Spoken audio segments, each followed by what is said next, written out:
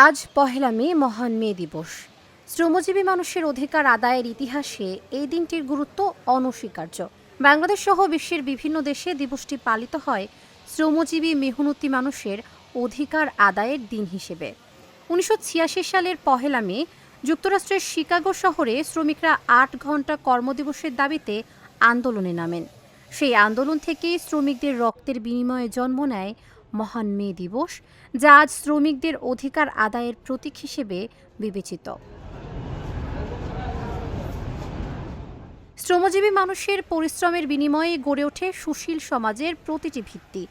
ভোরের আলো ফোটার আগেই যারা কাজে নেমে পড়েন, গার্মেন্টস শ্রমিক, নির্মাণ কর্মী, রিকশা চালক কিংবা পরিচ্ছন্নতা কর্মী, তাদের ঘাম আর শ্রমের সচল থাকে শহর ও দেশের অর্থনীতি। বাজার করতে পারতেছে না, কিন্তু সরকারের কাছে আমাদের একটাই দাবি যে গার্মেন্টস শ্রমিকদের জন্য একটা করে ফ্যামিলি কার্ড বা অন্য কিছু ব্যবস্থা করার জন্য গার্মেন্টস শ্রমিক যেন সর্বমূল্যে বাজার ঘাট করে খেতে পারে, এটাই আমার সরকারের কাছে চাওয়া। তো পরিবারের যায় টানাপোড়েন থাকে, এই স্যালারিতে চলা একটু কষ্টকরই হয়ে যায় আর কি। যেহেতু এটা একটা আন্তর্জাতিক শ্রমিক দিবস, এই দিবসের ইতিহাস অনেক করুণ ছিল, আমরা সবাই জানি। তো এই দিবসের জন্য অনেক কিছু প্রস্তুতি থাকে মানুষের।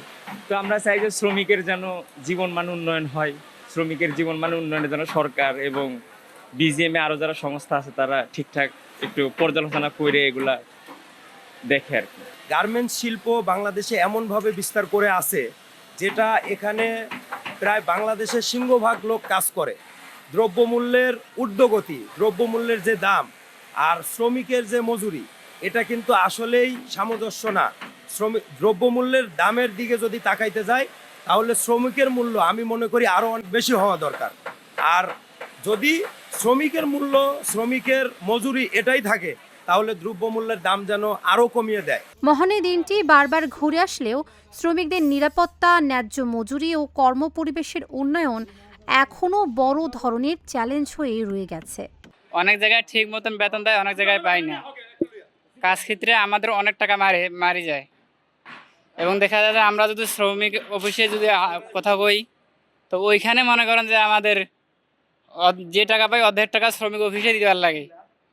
এই পক্ষে আমরা কোনো হেল্প পাই না। আমরা বাচ্চা একটা অ্যাক্সিডেন্ট হলেও কোনো সুবিধা পাই না, সাব কন্ট্রাক্টর করে কাজ করলেও কোনো সুবিধা পাই না। আর আপনার বেতনের ক্ষেত্রেও, আপনার টাকার ক্ষেত্রেও অনেক জায়গায় আমরা মার খাই। ঘটনা একটা মানুষের পা ভেঙে গেলো, হাত কেটে গেলো, এই ধরনের কোনো সহযোগিতা সরকারিভাবে এখনো পাই না। যারা শ্রমিক আছে তাদের যদি নির্দিষ্ট একটা বীমার ব্যবস্থা বা ভাতার ব্যবস্থা থাকতো তাহলে এরা কিছু করতে পারতো। আমরা যারা বেসরকারিতে চাকরি করি, সাইটে কাজ করি, সাইটের প্রত্যেকটা যারা ইঞ্জিনিয়ার থেকে শুরু করে শ্রমিক পর্যন্ত প্রত্যেকটা একটা ধারা এই অনুযায়ী একটা ভাতা যদি থাকে আমাদের জন্য খুবই ভালো হয়। এটা আমাদের সরকারের কাছে আবেদন যে আমাদের জন্য কনস্ট্রাকশন কাজে নিয়োজিত ইঞ্জিনিয়ার থেকে শুরু করে একজন হেল্পার পর্যন্ত প্রত্যেকের নির্দিষ্ট একটা যেন ভাতা প্রয়োজন, মানে ভাতার ব্যবস্থাটার জন্য সরকার করে দেয়। পরিশ্রম তো অনেকই করি, কিন্তু সেই অনুযায়ী তো টাকার প্রপারলি পাওয়া হয় না, কারণ বেশি টাকা তো আর নির্ধারিত করে দেয় না আমাদেরকে, মোটামুটি কম টাকাই দেয় যে পরিমাণ আর কি পরিশ্রম করে ওই হিসাবে।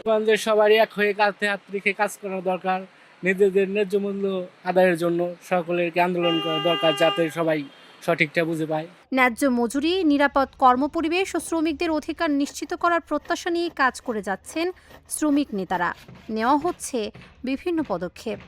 আমাদের এই দিবসকে কেন্দ্র করে আমরা বহুদিন যাবৎ শ্রমিকদের অধিকার আদায়ে কাজ করে যাচ্ছি।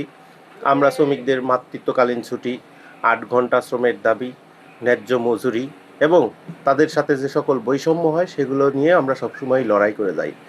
এবারের আমাদের দাবি হবে সকল সেক্টরের শ্রমিকদের জন্য একটা জাতীয় ন্যূনতম মজুরি গঠন করা।